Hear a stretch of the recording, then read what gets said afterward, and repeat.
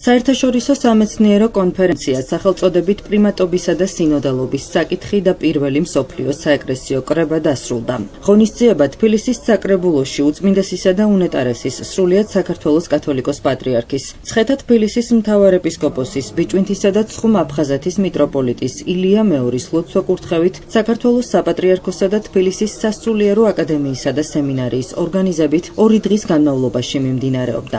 კონფერენცია ნიკეის პირველი მსოფლიო საეკლესიო კრების 1700 წლის თავს მიეძღვნა. ღონისძიების მეორე დღეს სამუშაო სხდომა თბილისის სასულიერო აკადემიისა და სემინარიის რექტორმა, თეოლოგიის, ფილოლოგიისა და პოლიტიკის მეცნიერებათა დოქტორმა, პროფესორმა, საქართველოს მართლმადიდებელი ეკლესიის პროტოპრესვიტერმა გიორგი ზვიადაძემ გახსნა. სხდომას თბილისის სასულიერო აკადემიისა და სემინარიის სადისერტაციო საბჭოს სწავლული მდივანი, გელათის მეცნიერებათა აკადემიის აკადემიკოსი, თეოლოგიისა და ფილოლოგიის მეცნიერებათა დოქტორი, პროფესორი დეკანოზი ბიძინა გუნია ხელმძღვანელობდა. კონფერენციაზე მოხსენებებით წარდგნენ მანგლისისა და თეთრი წყაროს მიტროპოლიტი ანანია, სტოკჰოლმის წმინდა ეგნატე ღმერთშემოსილის სახელობის უნივერსიტეტის რექტორი, პროფესორი მიქაელ ჰიალმი, ამავე უნივერსიტეტის რექტორის ასისტენტი, პროფესორი მღვდელი სერაფიმ სმენსგარდი, თეოლოგიის მეცნიერებათა დოქტორი, ბუდაპეშტის საპიენტიას უნივერსიტეტის პროფესორი, იღუმენი ისააკ ბაანი, თბილისის სასულიერო აკადემიისა და სემინარიის კანონიკური სამართლის კათედრის გამგე, თეოლოგიის მაგისტრი, დეკანოზი ლონგინოს სუარიშვილი და თბილისის სასულიერო აკადემიისა და სემინარიის კანონიკური სამართლის კათედრის პედაგოგი, თეოლოგიის მეცნიერებათა დოქტორი, დეკანოზი ალექსი ქშუტაშვილი.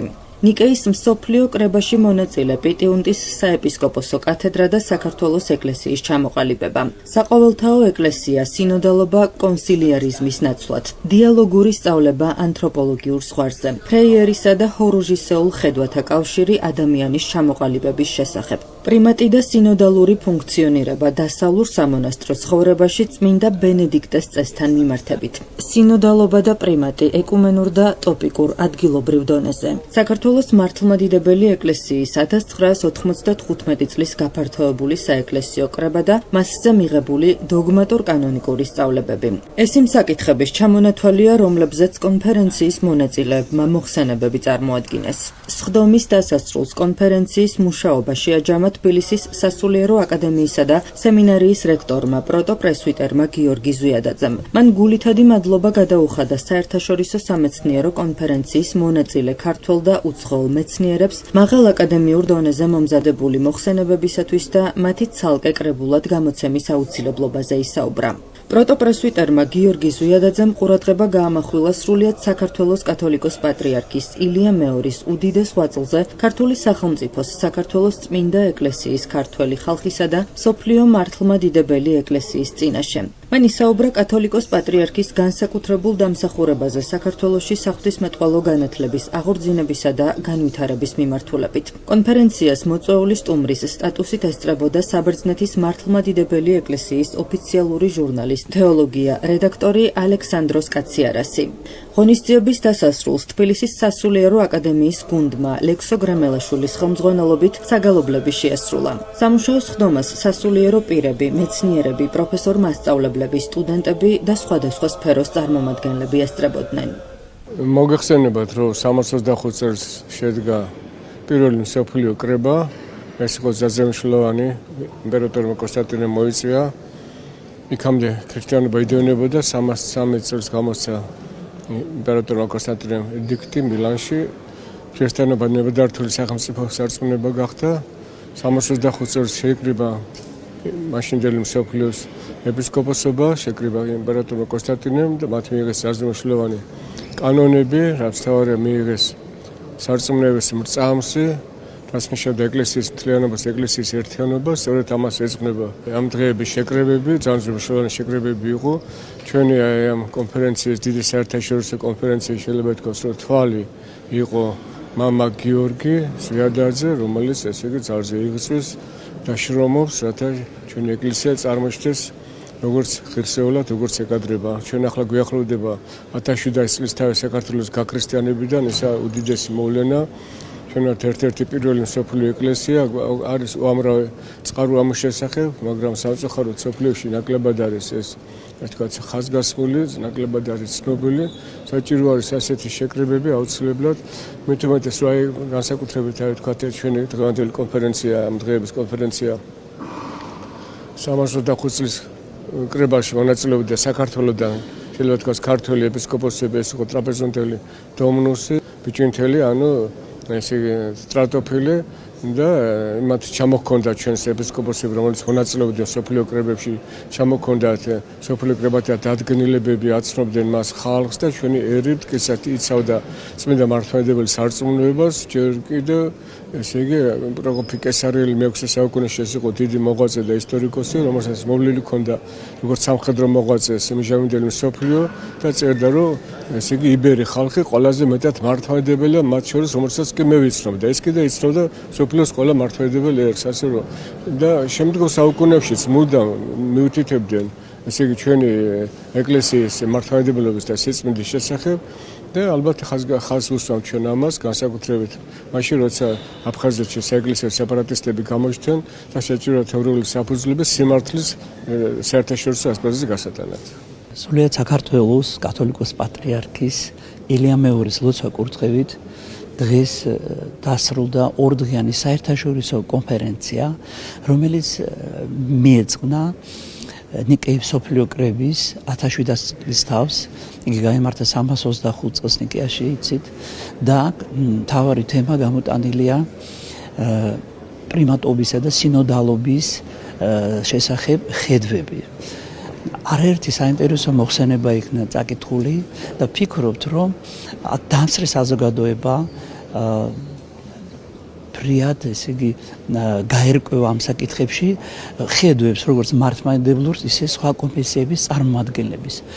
გამოსვლთა შორის მინდა აღვნიშნო განსაკუთრებით საქართველოს ეკლესიის წმინდა სინოდის უდეომთავრის მიტროპოლიტ ანანია ჯაფარიძის მოხსენება, რომელმაც ამ თემასთან დაკავშირებით ღრმა შინაარსის მოხსენება წარმოგვიდგინა. საინტერესოა ეს კონფერენცია იმითაც, რომ როგორც წმინდა საყდრის, ანუ მე გულისხმობ რომის პაპის წარმომადგენელი, ასევე უნგრეთიდან, ასევე საბერძნეთიდან მეცნიერები გამობრძანდნენ და მათ თავიანთი ხედვები გაგვაცნეს. ამ შეკრებას არაერთი მეცნიერი ესწრება და ესწრებოდნენ ასევე თბილისის სასულიერო აკადემიის სტუდენტები და სხვა სასწავლებლის პროფესორ-მასწავლებლები. ასე რომ ვფიქრობთ, რომ ამ კონფერენციამ ღირსეული ადგილი დაიკავა საქართველოს ეკლესიის ღონისძიებათა შორის. როგორც მოგეხსენებათ, წლევანდელ წელს ქრისტიანული სამყარო ნიკეის პირველი მსოფლიო საეკლესიო კრებიდან 1700 წლის იუბილეს აღნიშნავს. საკმაოდ სერიოზული ღონისძიებები იმართება მასთან დაკავშირებით სხვადასხვა ქვეყნებში, სხვადასხვა ადგილურ ეკლესიებში და ძალიან სასიხარულოა, რომ ამ ღონისძიებების, ასე ვთქვათ, ჯაჭვს არ გამოკრდა ჩვენი ეკლესია და ძალიან მადლიერი ვარ, რომ ჩვენი უგურელის სკოლის პატრიარქის ლოცვა კურთხევით და ასევე ჩვენი აკადემიის რექტორის და ასე ვთქვათ, სამეცნიერო საბჭოს ხელშეწყობით გაიმართა ესეთი მნიშვნელოვანი ღონისძიება, საერთაშორისო კონფერენცია, რომელშიც მონაწილეობას იღებდნენ სხვადასხვა ქვეყნის წარმომადგენლები. რაც შეეხება თვითონ თემატიკას, რომელიც ეხებოდა სინოდალობისა და პრიმატის საკითხს, ეს ძალიან მნიშვნელოვანი და პრაქტიკული საკითხი ეკლესიის ცხოვრებაში, რომელიც ყოველთვის არის აქტუალური. ეს არის რაღაც ისტორიული მოვლენა, რომელიც შეიძლება წარსულზე ვისაუბროთ. ეს ორგანულად არის დაკავშირებული არა მარტო ზოგადად ეკლესიის ცხოვრებასთან, არამედ თითოეული ქრისტიანის ცხოვრებასთან.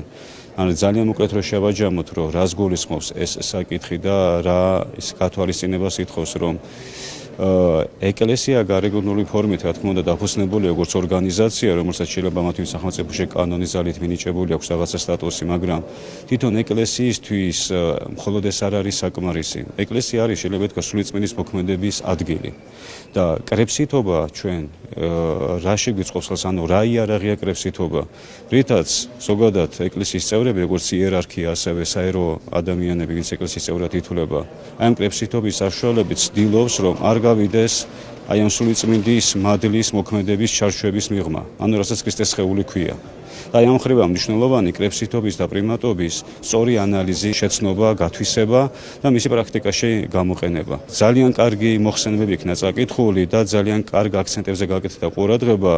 ფიქრობ, დღევანდელი მოხსენებები ძალიან ცოცხლად გამოეხმაურა მსოფლიოში არსებულ იმ სულიერ კრიზისებს, რაც მეტნაკლებად ყველა ქრისტიანულ ადგილობრივ ეკლესიაში არის და მე იმედი მაქვს, რომ კვლავაც მომავალში გაგრძელდება ესეთი აქტუალური ჩართულობა და მუშაობა ამ და სხვა მიმართულებით. ამ კონფერენციის მნიშვნელობა არის ძალიან დიდი, რა თქმა უნდა. პირველი მსოფლიო კრების მნიშვნელობა ყველასათვის არის ცნობილი. მაგრამ ის მნიშვნელობა პირველი მსოფლიო კრებისა წარსულში არ დარჩენილა. ის დღემდე აქტუალურია.